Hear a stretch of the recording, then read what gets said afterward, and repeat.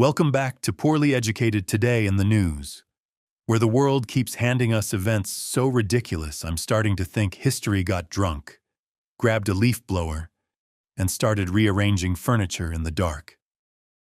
The last few days had war threats, market whiplash, cabinet firings, orbital P problems, and a rat getting a monument before most teachers get a decent pension. We are living in a time where every headline feels like it was written by a panic-stricken intern locked in a courthouse vending machine. So let's get into it before somebody else gets fired, sanctioned, indicted, or clogged. Segment 1, Ceasefire by dinner, apocalypse by lunch. 1 minute, President Donald Trump is out here talking like he's fixing to erase a whole civilization before supper. And the next minute, we've got a Pakistani-brokered ceasefire getting announced like it's a 2-for-1 appetizer special. That right there is not diplomacy. That is geopolitical whiplash with a side of heartburn. The whole world spent Tuesday staring at the Strait of Hormuz like it was the last gas pump in town before a hurricane. And just when folks thought we were about to light the whole Middle East like a bonfire made of oil futures and bad decisions, everybody slammed on the brakes and called it a fragile truce. Now, fragile truce is one of them phrases that sounds polite until you realize it means everybody still hates each other. They're just pausing long enough to reload and do paperwork. Iran says one thing, Israel says another thing, the United States says a third thing, and by the time lunch was over, Lebanon was still getting bombed. That ain't peace, that's 3 raccoons in a trench coat trying to file a ceasefire in different languages. And the grounded truth under all the drama is simple. When war starts messing with oil, markets, inflation, and re-election math, suddenly every tough guy in a suit rediscovers the value of moderation. What makes it even nuttier is the tone shift.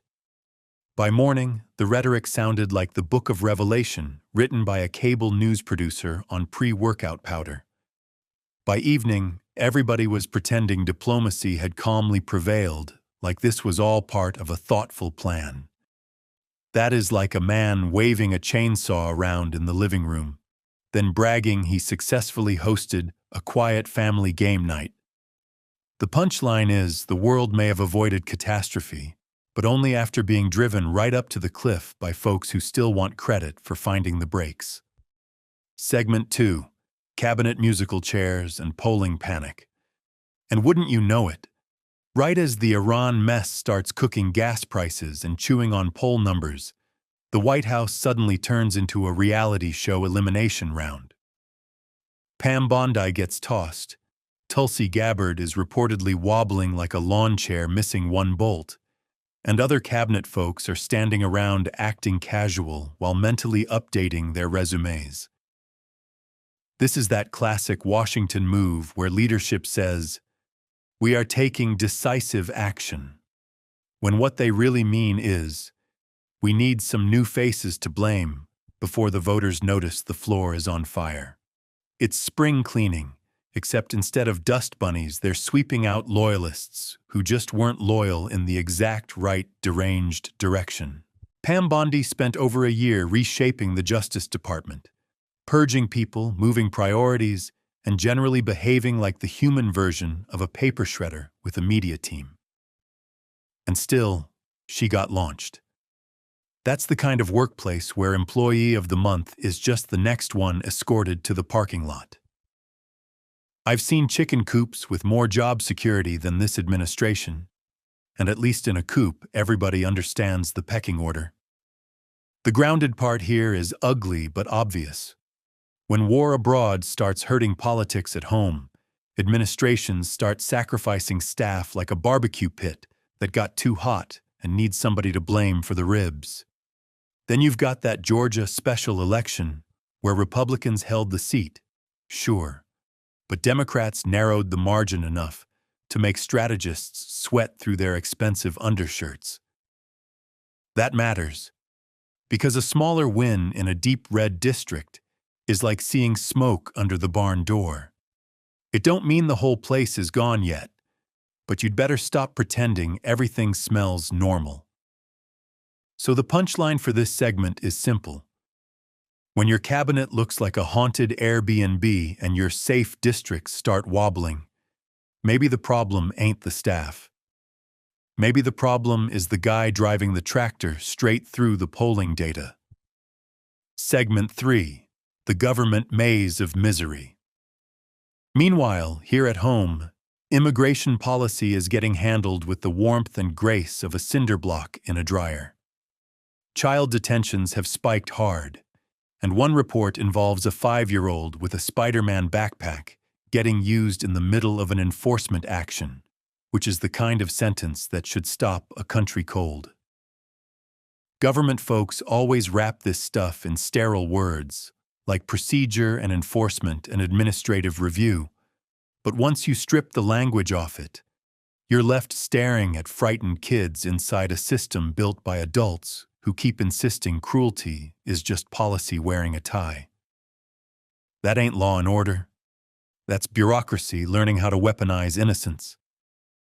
Then there's Kilmar Abrego Garcia, a man the government deported by mistake, dragged back, prosecuted, and now appears determined to deport somewhere else like he's a lost package with a grudge attached. One arm of the government says he has to stay for court. The other says he should leave. And both arms are attached to the same body, somehow still asking us to trust the process. That's not a functioning system. That's a tractor trying to plow the same field in 2 directions at once. The grounded truth is these cases reveal how easily institutions can stop acting like guardians of order and start acting like vending machines that only dispense punishment. And while all that's going on, Wisconsin's Supreme Court just shifted even more decisively liberal, which means one state court now carries the kind of future political weight usually reserved for federal battles and late-night panic attacks on cable TV. Abortion, voting rules, maps, union fights, election challenges, all of it now gets filtered through a bench with long consequences. So while one part of America is detaining children and misplacing human beings with terrifying confidence, another part is quietly reshaping the legal battlefield for the next decade. That's the punchline. This country can hold a constitutional crossroads and a bureaucratic meltdown at the exact same time, then ask you why you look tired. Segment 4. Markets, Megacorps, and the Robot Foreman. As soon as Ceasefire talk hit, the markets shot upward like a cat that touched a hot stove, proving once again Wall Street does not have morals, it has reflexes. Oil dropped, stocks jumped, and traders acted relieved that civilization might continue long enough for them to make it to Friday brunch. Folks talk about the global economy like it's some elegant machine, but really it's more like a hay baler tied together with hedge fund jargon and the fear of expensive gasoline. One military miscalculation near a shipping lane, and suddenly every portfolio manager in loafers starts praying harder than a farmer in hail season. The grounded takeaway is plain. This whole system is so dependent on stable energy flow that one narrow waterway can make the world economy squeal like a pig under a gate. At the same time, Amazon keeps laying off humans while spending mountains of money on AI and infrastructure, which is corporate America's new favorite magic trick.